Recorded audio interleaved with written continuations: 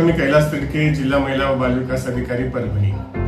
महाराष्ट्र शासनातर्फे क्रांतिज्योती सावित्रीबाई फुले बालसंगोपन योजना राबवली जाते। या योजनेमध्ये अनाथ, एक पालक तसेच ज्यांचे पालक दुर्धर आजाराने ग्रस्त आहेत किंवा ज्यांचे पालक तुरुंगात आहेत किंवा ज्यांच्या घरी कौटुंबिक कलह आहे अशी बालके, तसेच ज्या बालकांना अपंगत्व आहे, ज्या बालकांना दुर्धर आजार आहे अशा बालकांना राज्य शासनातर्फे या योजनेअंतर्गत दरमहा 2,500 रुपये मिळतात आणि ही शिष्यवृत्ती 0 दिवसापासून म्हणजे 1 दिवसापासून ते वयाच्या 18व्या वर्षापर्यंत मिळते। या योजनेचा लाभ घेण्यासाठी जिल्हा महिला व बालविकास अधिकारी कार्यालय परभणी यांच्याशी संपर्क साधा।